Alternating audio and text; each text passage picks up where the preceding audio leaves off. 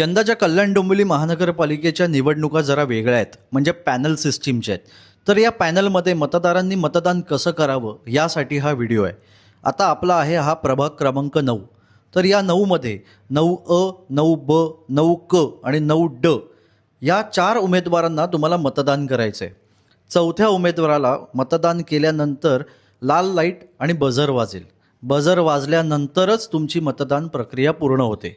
उदाहरणार्थ आता आपला आहे प्रभाग क्रमांक हा 9. तर 9मध्ये 9अ जतीन प्रजापती यांच्यासमोर तुम्हाला बटन दाबायचं आहे. खाली प्रभाग क्रमांक 9ब अस्मिताताई अरविंद मोरे यांच्यासमोर तुम्हाला बटन दाबायचं आहे. त्याचबरोबर प्रभाग क्रमांक 9क मेघालीताई सचिन खेमा यांच्यासमोर तुम्हाला बटन दाबायचं आहे.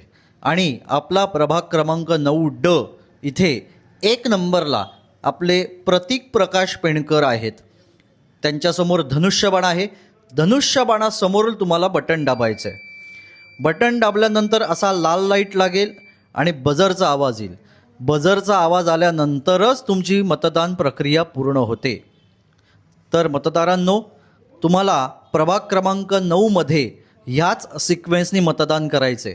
म्हणजे प्रभाग क्रमांक 9अ जतीन प्रजापती यांना, प्रभाग क्रमांक 9ब अस्मिताताई अरविंद मोरे यांना, त्याचनंतर प्रभाग क्रमांक 9क मेघालीताई सचिन खेमा यांना आणि आपला प्रभाग क्रमांक 9ड 1 नंबरला प्रतीक प्रकाश पेणकर यांच्यासमोर धनुष्यबाण आहे आणि धनुष्यबाणासमोरील बटन दाबून त्यांना प्रचंड बहुमताने विजयी करायचं आहे.